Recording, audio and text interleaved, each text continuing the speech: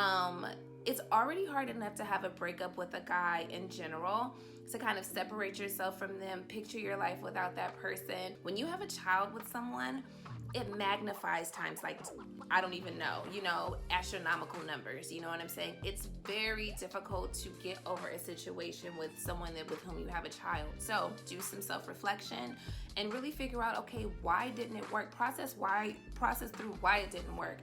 Was it the fact that you guys were too young for each other? You're just coming out of high school, you know what I'm saying? You're entering a college. You haven't even processed through your childhood traumas yet. You haven't even really dealt with some of your childhood traumas and really kind of figuring out how that's going to impact, your relationship, because that's when you face all of your childhood traumas. Shout out to Zoe Williams, because he, that's his ideology. But you begin to face those childhood traumas once you enter into a relationship. It could just be that you guys are not meant to be together.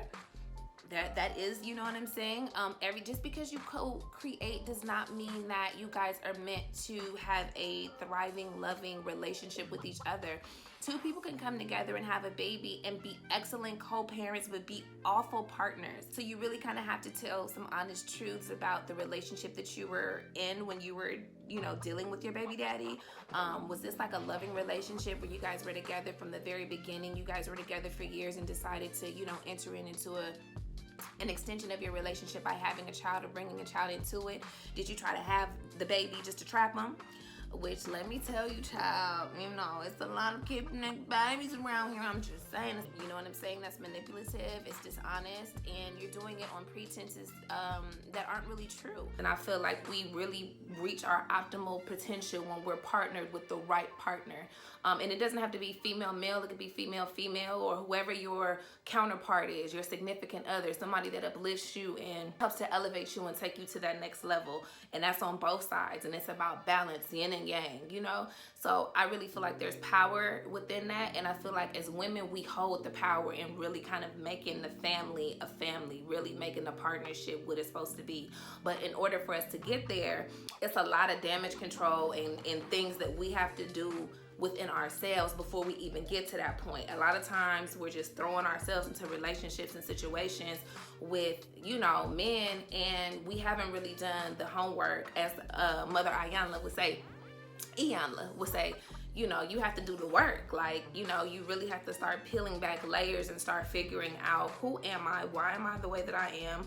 Why am I so hard to love? Why is it hard for me to love other people? Why is it so difficult for me to take accountability? Or, you really have to start asking yourself those hard questions. And I think that is the gateway to opening yourself up in a way where a man can receive you and be inspired to really love you the way you need to be loved. So I'm trying to give that game. You understand what I'm saying? Because when we're young, sometimes and even older too, but it's a whole nother story. But when you're young, you sometimes make decisions based on what you feel like is best for you at the time, based on your experience. And we tend to be a lot more selfish the younger that we are. So it's no judgment, but let's say you're a woman who chose to have a baby with a man, and you know that you guys weren't in a relationship. He really probably wasn't even fucking with you like that. But you felt like, okay, y'all was fucking around, and now you get pregnant, and now you feel like you're in a place where you want to have a baby, or you feel like this baby might really pull you closer to him, once he sees you in that light of being like a mother, being maternal and wifely. Maybe he'll want to be with you or whatever, and so that's why you choose to have the baby. It's going to be really hard to build a strong foundation with a man when your situation is based on lies, especially if you have something as big as that, as far as like a child being in the picture or whatever, and it's based on lies. That's going to be really hard to undo. Unless, I think the only caveat to that would be is if you are a truth teller, you're honest, and you can stand on that. Keith, do people name their child Keith anymore? I'm gonna keep it real with you. I know we wasn't in a relationship. I know that we, didn't have that kind of bond, and I chose to have a baby anyway, and that was my decision. And I thank you for supporting me up until this point. But, I know we wasn't together, and I know you wasn't really rocking with me like that, you know what I'm saying? But I do care about you, and maybe I did have in the back of my mind that I wanted to have you around more, and I thought that maybe it could keep you, but now that I think about it, and as I've grown, I know that that's not how that works, and I've learned from that, and I just want to apologize to you for that. Start with that. He gonna be like, so then now that he's not serious about you, he's made it clear, you've kind of already made that up in your mind. That's not going to stop him from still calling you. That's not going to stop him from still hitting you up on Instagram, commenting on your pictures when you post something that he like. It's not going to stop him from wanting to pull up on you. None of that. It's on you as the woman to basically put the wall up and say, no, my nigga, like, we not, you know what I'm saying? You don't want what I want. I don't want what you want, which is totally okay. But in order to take care of you, you have to be the one to pull yourself out of that situation. You have to be the one to get out of your feelings and into your mental space in order to just into self-protection mode, you know, because he's not thinking about you in those moments. He's thinking about how he can advance whatever it is that he's trying to do. And he's making sure he's taking care of himself first. So you kind of have to be of the same mindset. And I think when it comes to getting out of your feelings or whatever, that's one of the first things you have to begin to start thinking about, right? How am I taking care of myself? So if a dude is on Instagram, right? He's scrolling. He sees a really pretty girl that he likes, right? Fine. He likes the picture and he keeps it moving or whatever. Maybe it's on the search page. Maybe it's something that his friend sent him, or, you know, maybe it's a friend of his or somebody that he knows or whatever. He likes the picture, fine. I think that it becomes a deeper issue depending on the type of the picture. Is she fully clothed? Is it just a really pretty photo of the girl and maybe she just, you know, graduated from freaking, I don't know, college or something, or maybe she was out with her friends on her birthday. She looked really, really pretty. She was really done up or whatever. Like, I'm for the life for that. You know what I'm saying? My thing be, so the booty picture, so her ass is out and she's in a thong on the beach, okay. Or she's in her bathroom with thong, or, you know, these are out and everything is just out and out and out. And you're liking these pictures, to me, it's kind of like, what is your intention with liking those pictures? Because it's beyond just looking. Nobody is harming you for looking. Why would it even make sense for somebody to be consumed with somebody is doing when, you know, inside of their own head? Now, that's a little bit extreme. But if you are placing the intention behind liking something like that, you know, and then it breaks down to if you know the person, because then if you know the person, if you don't know the person, it's a little bit different, because it's kind of like, you know, they might have thousands and thousands and thousands of likes. You know, if they're like, you know, models or things like that or whatever, that's their industry, to be to have beauty and be aesthetically pleasing to the eye, right? That's how they get their money. So that's kind of understandable, but or a little bit more forgivable. But if it's somebody that you know, if it's somebody that you come in contact with or whatever on your regular basis, and you're liking these types of pictures and you're doing it consistently, to me, that's a conflict of interest, because it's like, what is your intention with liking that photo? And what I ask dudes that they really can never answer the question, because the intention is wholeheartedly, if they were speaking honestly from their truest essence of themselves as males, they would say, I'm sexually attracted to her. I got a sexual rush when I looked at her. She was beautiful, and it ignited something in me where I wanted to let her know. And I wanted her to be aware of the fact that I liked what she was giving. We're naturally competitive creatures.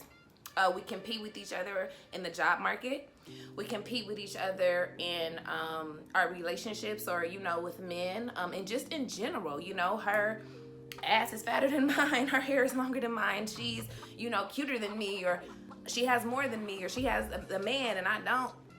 It could go on and on and on. And I feel like a part of your development as a woman is to kind of like, first of all, just acknowledge that some of those things are innately in us as women, to be kind of territorial and kind of competitive that way, but then to kind of check it, you know what I'm saying, and break yourself out of those habits. Those are not good habits to have. It's not cute. It's very unattractive, actually. So when your baby daddy moves on, and you know, he has this new girlfriend, of course the first thing we want to do is size her up. We got to look her up and down. We got to know what her shape like, what her face like. You know, is she college educated? Do she have a job? You know what I'm saying?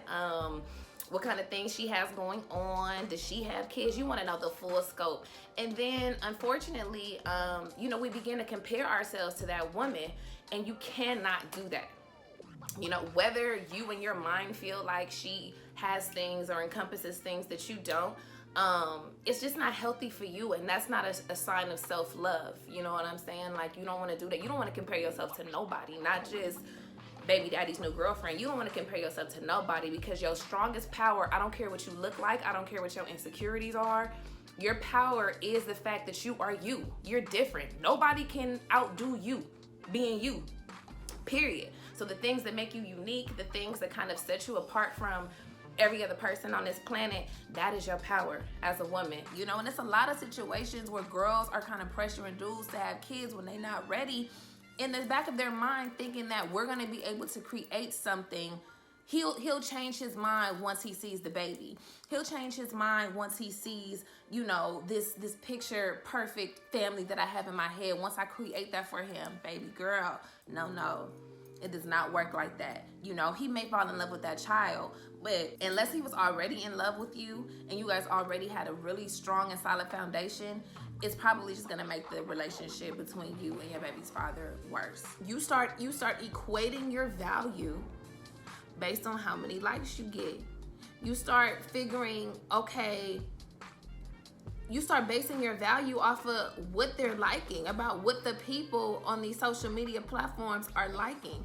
You know what I'm saying? And if you're not getting the likes and you're not getting the engagement, what are you gonna do? You're gonna look at the pages of the people who are getting the engagement and who are getting the followers, and you're gonna try to run their route and do what they're doing in order to get that attention, right? Okay, well, they're doing this or whatever, like whatever I'm doing is not working, so let me model myself after the Instagram model, you know.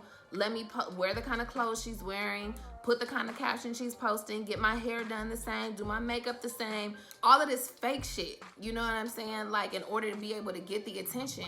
And, you know, there were definitely times where I was pressured to, again, wear certain clothes that were not me. Child, I remember this one time, I had this like black see-through, and that's so funny about the internet.